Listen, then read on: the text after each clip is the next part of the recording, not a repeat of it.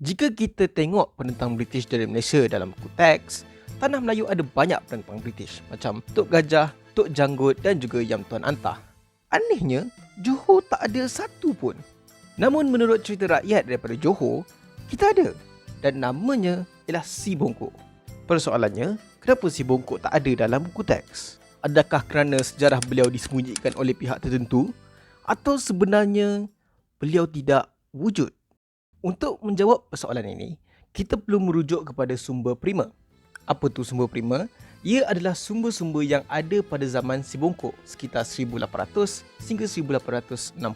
Dan salah satu sumber tersebut ialah sumber lisan. Satu masalah dengan kewujudan Si Bongkok ini ialah kesemua cerita-cerita berkenaan beliau adalah bergantung kepada sumber lisan. Sebagai contohnya, lagu Tanjung Puteri. Malangnya, sumber lisan perlu datang daripada orang yang hidup sezaman dengan Si Bongkok.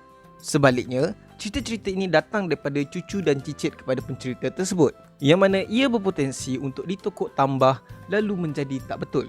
Walau bagaimanapun, isu tokok tambah ini merupakan isu biasa dalam sejarah. Sebab tu kita perlukan sumber kedua, iaitu sumber bertulis, macam surat, artikel surat khabar atau dokumen kerajaan.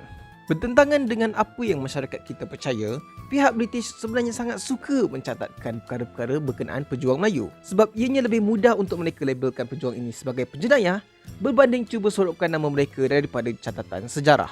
Sebagai contohnya, Si Abu. Siapa Si Abu ni? Itulah nama lain Dol Said yang dicatatkan oleh pihak British. Anehnya, tidak seperti pejuang Melayu lain, mereka tidak ada catatan bertulis berkenaan Si Bongkok, baik daripada pihak British maupun pihak Sultan Ali. Yang ada pun cumalah laporan berkenaan aktiviti pelanunan di sekitar Singapura. Itu pun terlalu umum kerana seperti episod lanun yang sebelum ini, kawasan ini mendapat jolokan negeri-negeri lanun. Malah, bukti terawal berkenaan Si Bongkok melalui penulisan ialah skrip pementasan Si Bongkok Tanjung Puteri pada tahun 1961. Daripada sini, dua teori yang saya boleh kemukakan, iaitu sama ada A, Si Bongkok memang tak wujud, atau B, Si Bongkok wujud tapi disebabkan pengaruh beliau yang terlalu kecil menyebabkan pihak British pun tak tahu akan kewujudan beliau. Yang akhir sekali, kita kena ada bukti fizikal. Sebagai contohnya, keris, baju atau kubur. Okey, saya pasti yang akan ada orang sebut pasal pusara Si Bongkok di ruangan komen. Sebenarnya, pusara Si Bongkok di Tanjung Belungku itu bukanlah kubur Si Bongkok pun, kerana pusara itu tidak dibina pada tahun 1850-an, sebaliknya dibina pada tahun 1981. Abdul Latif Talib ada membuat catatan berkenaan asal-usul kubur tersebut. Saya lihat pada tulisan itu ada tercatat tarikh 23 hari bulan 1 1981.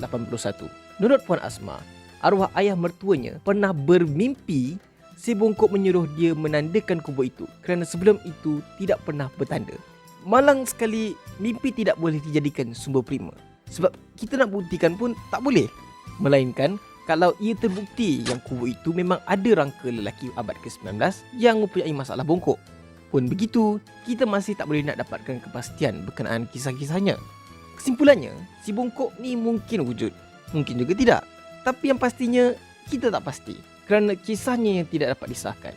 Oleh sebab itu, kita tak bolehlah masukkan kisah yang tak lengkap ke dalam buku sejarah. Tapi kan, Johor ada dua lagi orang pejuang kemerdekaan yang menentang British dan satu daripadanya ditutup dengan sengaja oleh pihak kerajaan. Siapakah dia? Cuba teka.